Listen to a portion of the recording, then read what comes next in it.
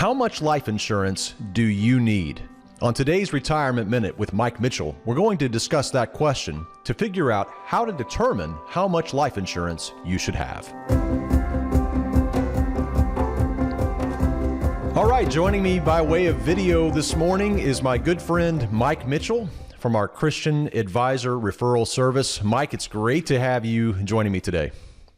It's good to be here, Jerry. It's good to see you. Hope everybody in your family is doing well. Likewise. I sure do appreciate you and all the hard work you do. I know many of our folks really appreciate your insights. For those of you who are unfamiliar with Mike, I'll just pat him on the back here for a minute. He's been in the financial planning industry for more than 40 years, serving people all over the country. And many of our own Follow the Money members and listeners have benefited from your insights and from your planning work. You've worked with many of our listeners and members. And today we have a listener question coming to us, Mike, from Jon H in Des Moines, Iowa. And he says, After reading through your 5 levels of financial freedom, I have decided that I need to buy life insurance. I work for a small company that doesn't offer life insurance benefits, and so I guess I need to buy a policy on my own. But since I have never bought life insurance, I'm not sure how much I'm supposed to buy. Is there a standard amount that I should buy? And if not, how do I determine how much life insurance I need?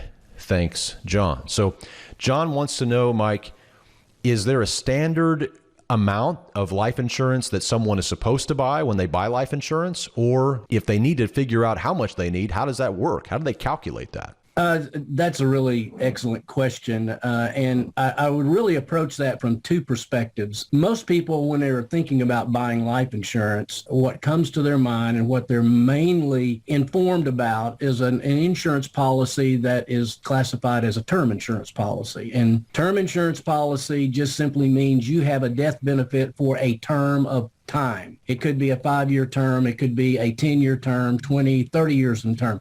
And those policies are, particularly in your younger years, they're pretty inexpensive and look very attractive for the amount of death benefit that policy provides. The only problem with that is that can become a trap over time because insurance companies really know how to play the mortality game quite well. So as you get older and these terms begin to run out and you need to renew those term policies, because you're older, the cost for maintaining that death benefit will literally skyrocket. And that's by design. Insurance companies, to put it one way, if they essentially can run you away at a point of time that you're likely going to be experiencing your mortality, then there's a possibility that there will be no death benefit paid out. And so you've got lots of cost in that strategy, and you've got lots of lost opportunity costs that are associated with that. So that's term insurance. But the amount of insurance, which is really more pursuant to the question, is a lot of people, first of all, they look at trying to pay off their debts. If something happens to them, they want to pay off their debts for their family and at least replace their income. And that is a starting point, and it's not necessarily a bad starting point. So if I were advising somebody, I would certainly want to look at what their debt structure looks like, what their income levels are.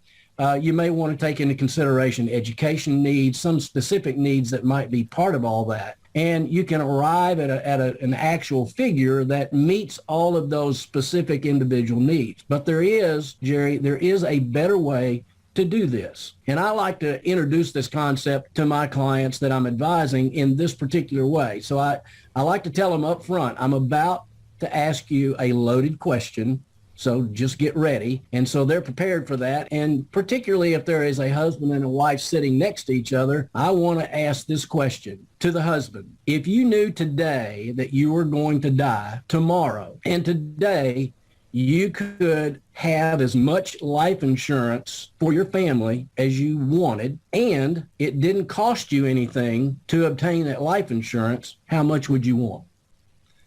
It's a very interesting question, and I get lots of answers. $1 million, $5 million, sometimes it's actually a number. But the real answer to that question is as much as I can get. That's the correct answer. And what that really demonstrates is a concept called economic human life value. Every major insurance company in the world will issue a maximum amount of life insurance on your life based on your financial data, your financial issues. And if you can obtain that amount of life insurance, that is your maximum human life value. That's all you can get at that particular time, at that point in your life. Now, here's what's interesting. If you can, through proper planning and proper strategies, which we like to work with on our clients, and we can find ways to obtain that maximum economic human life value for a client, and we can put that into their planning model. What is interesting is by obtaining that life insurance, it will make every other asset they will own in their lifetime 30 to 50% more valuable. Now, that's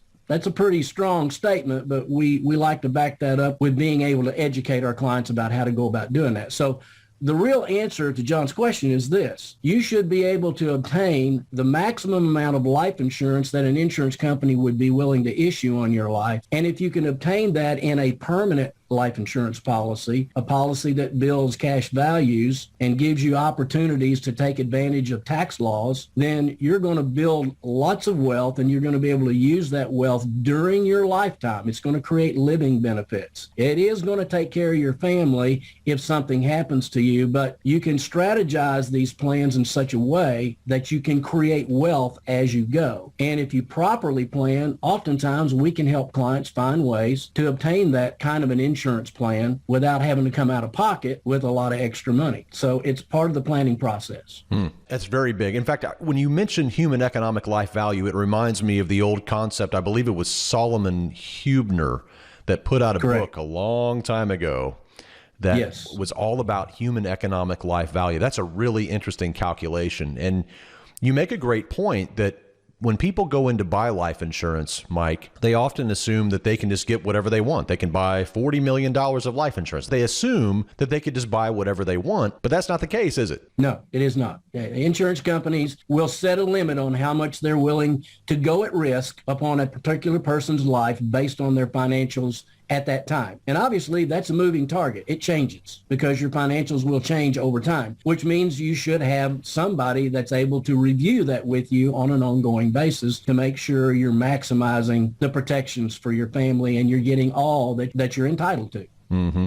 And then the other question that you pointed out, which is so important, is it's not really a matter of how much should I buy, but it's more of how much can I get? Because again, the reality is that some clients can't get life insurance at all. Some people want life insurance, but when you want it or when you need it, perhaps it's too late. So you have to buy it when you don't need it. That is correct. That is very, very accurate statement. And you're right. Money is not the only thing that obtains life insurance. You have to be healthy enough to qualify for it. So an insurance company is going to want to look at your health background, your health issues to make sure you are an acceptable risk. Mike, that's great input. John, if you're listening, and I assume you are, then there's your answer. You want to talk to a trusted financial advisor. And of course, the question I think Mike has posed is very important. You want to sit down and think to yourself, how much would I want my heirs to have? How much do I want my spouse to have? If I could buy any amount, how much would I want? Those are the kind of questions you can ask in the presence of a trusted financial professional, of which